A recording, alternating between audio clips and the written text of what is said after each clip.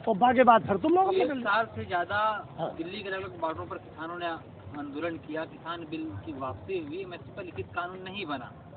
उसके बाद किसान भी ठंडे हो गए, उनका आंदोलन नहीं दिखाई दे रहा है। क्या लगता है आगे की रणनीति क्या होगी किसानों की? और यहाँ पर जिस तरह से voters party of international I हुई है और वोटर्स की बात कर रही है, इस पे आपका क्या कहना है? पहले किसान की बात करिए, फिर वोटर्स की बात। देखिए, किसान आंदोलन खत्म नहीं हुआ है। किसान आंदोलन स्थगित हुआ था जब मोदी जी ने टीवी पर आकर के माफी मांगी और हमने कानून वापस कर दिए, तो हम लोगों ने आंदोलन भी वापस कर दिया। अगर हम लोग उस टाइम पे आंदोलन उठा दिए नहीं तो मोदी जी ये कहते कि किसान हमारी बात नहीं मान रहे हैं, यही क्वेश्चन पहले चलता था। लेकिन मोदी जी ने जब माफ़ी मांग ली तो हम लोगों ने आंदोलन को स्थगित कर दिया। अब उन्होंने क्या काम किया कि कानून तो वापस कर दिए, लेकिन जो मूल मांग हमारी थी एमएसपी पर गारंटी, स्वामीनाथन आयोग की रिपोर्ट लागू करना, वो चीज़ मोदी जी ने आज तक अमल में नहीं लाई। हम लोगों ने काफ़ी वेट कर लिया, लगभग आंदोलन को ख़त्म हुए 1 साल हो चुका है, उठाए हुए 1 साल हो चुका है, और बॉर्डरों से उठा करके हम लोगों ने जन जागृत भी कर दिया। क्षेत्रों में जाकर के धरने प्रदर्शन चल रहे हैं, आपके संभल में चल रहा है, मानेसर में चल रहा है, हरियाणा में भी चल रहा है। तो आंदोलन धरने के रूप में शुरू हुआ है और इस 26 तारीख को हम लोगों की पूरे उत्तर भारत की जिंद में बहुत बड़ी महापंचायत होने वाली है, जो संयुक्त मोर्चा के नेतृत्व में होगी। देश के सारे संगठनों से आह्वान किया गया है कि वहाँ बहुत बड़ी तादाद में 26 जनवरी को पहुँचने का काम करें। उससे पहले 2022 तक मोदी जी ने कहा था कि किसानों की आमदनी दोगुनी हो जाएगी। 22 तो चला गया, 23 लग गया है, दोगुनी हुई है ना। देखिए, मोदी जी ने एक बात नहीं कही थी दुगनी। मोदी जी ने ये कहा था कि हम इस देश को 100 से ज़्यादा स्मार्ट सिटी देंगे। आपने देखा था Ghazipur border, Sindhu border, Tikri border, Dhansa border, Shahjahanpur border पर टेंटों की स्मार्ट सिटी आपने देखी थी। वो मोदी जी के सपने थे। मोदी जी जुमलेबाज हैं। मोदी जी ने दूसरा क्या कहा था कि किसानों की आमदनी दुगनी कर देंगे। आज किसान जो है ना, रोड घर से निकल के रोड पे आ गया क्योंकि आमदनी दुगनी हो गई।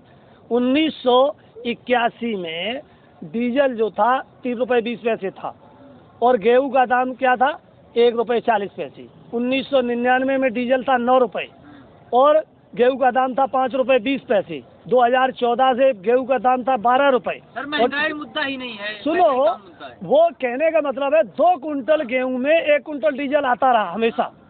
आज क्या कंडीशन है? किसान को 1 कुंटल डीजल खरीदने के लिए 5 कुंटल से भी ज़्यादा गेहूं बेचना पड़ रहा है। क्यों? कि गेहूं का दाम 20 रुपये है और डीजल का दाम 100 रुपये है।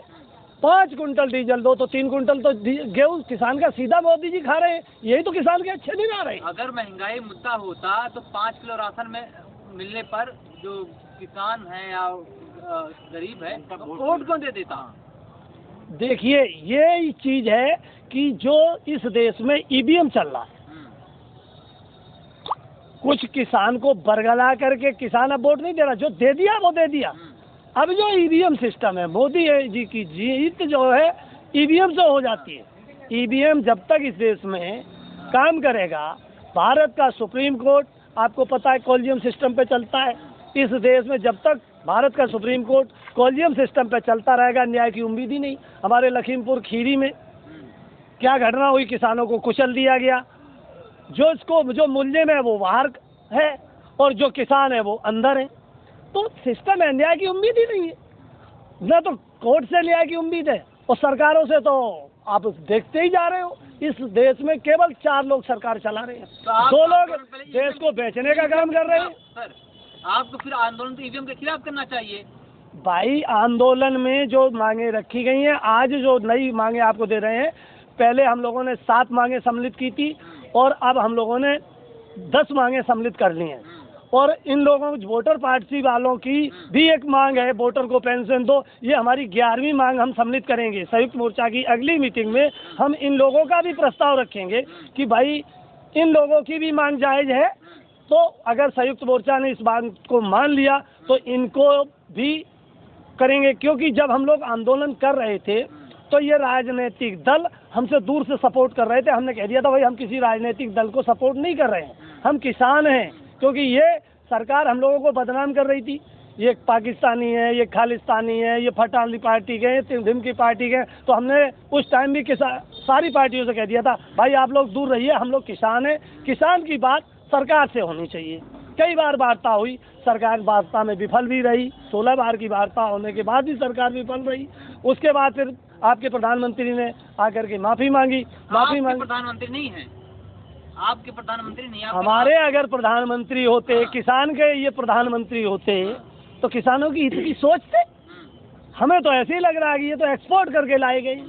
किनके प्रधानमंत्री? ये प्रधानमंत्री केवल 2 आदमियों के हैं, ये प्रधानमंत्री 2 आदमियों के केवल हितैषी हैं और 2 ही आदमी प्रधान है इस देश में। आप अपने प्रधानमंत्री नहीं मानते मोदी जी को? अरे भैया हम कैसे मान लें, हमारे हित में कौन सा कानून बना दिया एक बताओ, बगैर बूझे बताए 3 कानून बना दिए। प्रधानमंत्री बनाया है आप लोग चुन के? अरे भाई वही तो गलती हो गई कि कुछ लोगों ने जो बना दिया भूल कर दी, अब वो भूल सुधारने के लिए हम लोगों को रोड पे आना पड़ा, उसी का तो खामियाजा भर रहे। अगर भारत के प्रधानमंत्री हैं, इस देश के प्रधानमंत्री हैं, तो आपके भी प्रधानमंत्री? भैया हमारे प्रधानमंत्री हमारे हित में नहीं है, वो प्रधानमंत्री हम मान भी लें 2 मिनट के लिए, लेकिन वो चीज़ क्या है, एक काम इन्होंने किसान के हित में किया होता मैं आपकी बात मान लेता।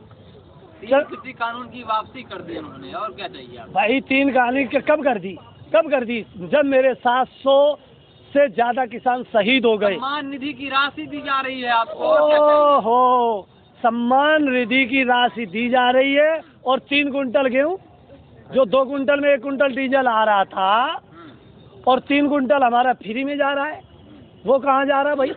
वो राशि थोड़ी दी जा रही, वो तो एक जुमला है कि इस हाथ में लड्डू ले लो, किसी के जेब का पैसा इस हाथ में ले लो, इसमें 10 रुपए ले लो, इसमें बोले ये लेगा कि ये लेगा, पैसे दोनों ही मेरे, और इसमें लो, अरे आधा ले लो आधा कर दो। तो वो तो एक चिड़िया वाला चुना है, जैसे बहेलिया होता है ना, बहेलिया चिड़िया को चुना डालता है, 5 किलो दाना पकड़ा दिया, उसके ऊपर जाल लगा दिया। तो ये 5 किलो दाने का चुना डाल के सरकार अपना जाल बिछा रही है और किसान को फंसा रही है। जो फंस जाते हैं वो बेचारे दोबारा तो नाम लेते नहीं। एक आखिरी सवाल, voters party of India international जो पार्टी है, इससे आपकी क्या उम्मीदें हैं? देखिए, जिस तरीके से मोदी जी ने वादे किए हैं ऐसे ही अगर ये लोग वादे करते हैं तो फिर वही उम्मीद रहेगी। अगर ये धरातल पे काम करते हैं, प्लान इनका इतना अच्छा है कि हर व्यक्ति को भागीदारी मिलेगी, आर्थिक भागीदारी मिलेगी। महात्मा गांधी 1947 का जो आंदोलन हुआ था वो सामाजिक क्रांति का आंदोलन था, सब समाज को परिवर्तन किया था। ये आंदोलन जो हम लोगों ने किया है आर्थिक क्रांति का किया।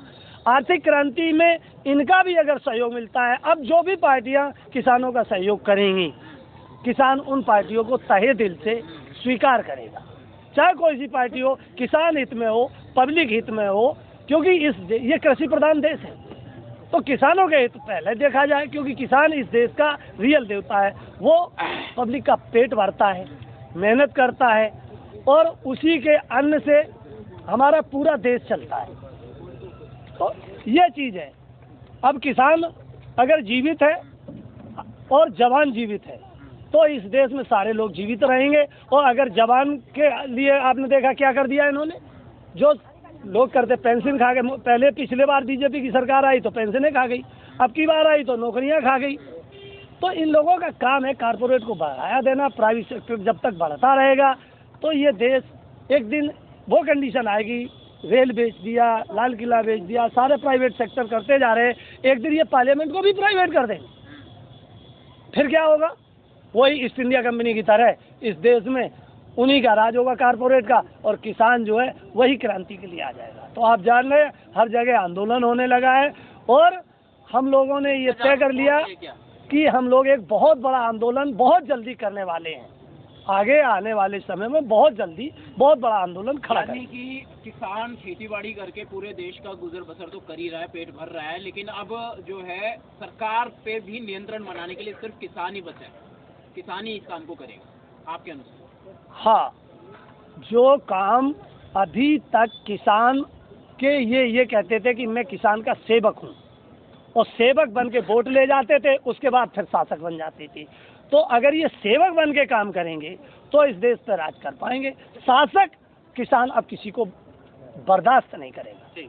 2024 में ये दोबारा आएंगे, जनता कहना ये है। जनता का कहना तो नहीं है, वो तो आपके मीडिया वालों का कहना हो, अधिकारियों का कहना हो, ईवीएम का कहना हो, लेकिन रियल में आप घर पे जाओ और एक एक जनता की बात लेकर के आओ, और वो जनता अगर ये कह दे कि हम इनको वोट देंगे, सपोर्ट करेंगे, तो हम आपकी बात मान लेंगे। बहुत लोग कहते हैं कि 2024 में फुल बहुमत में आएंगे। अरे भाई, बहुत लोगों से काम नहीं चलेगा। अब उन लोगों से काम चलेगा जो SC, ST, OBC, माइनॉरिटी की जो गरीब तबके के लोग हैं, वो जब कहेंगे ना, तब ये सब चीज़ें हो पाएंगी।